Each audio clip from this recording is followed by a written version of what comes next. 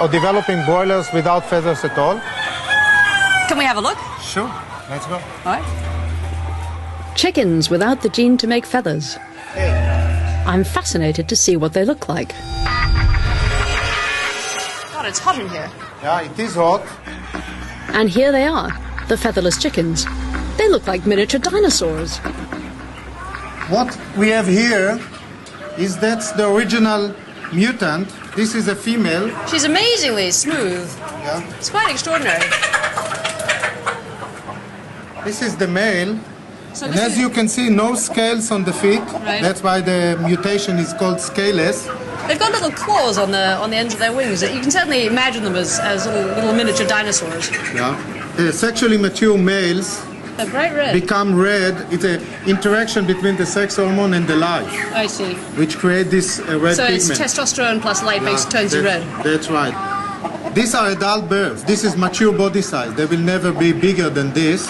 When I started to cross birds like these ones With the ones. with the ones that we saw. Well, they try to flap. They still know how to flap. I don't know, rather sweet.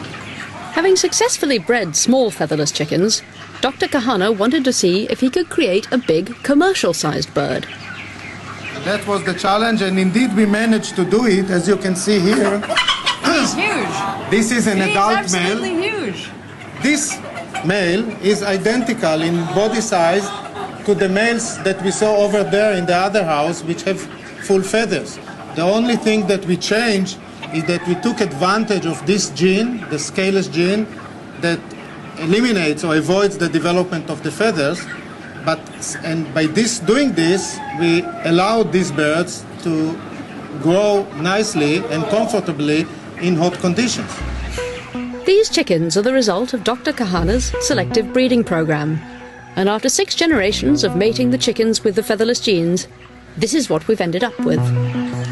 I can imagine most people's reactions at seeing these chickens is one of revulsion. But if you were a chicken in 100-degree heat, you wouldn't want feathers, believe me. And anyway, they're not the first animal bred to have their natural covering removed. Look at pigs.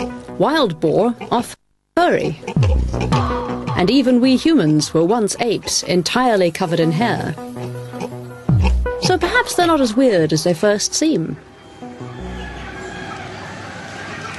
What is the future of these chickens? Are we going to see them in our supermarkets soon?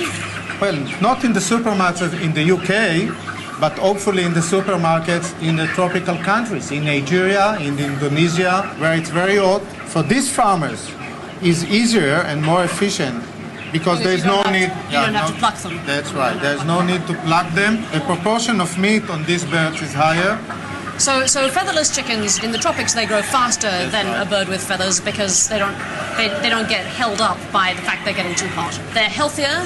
They cost less because you don't have expensive housing. It sounds fantastic. That's right. Good for the person, good for the bird.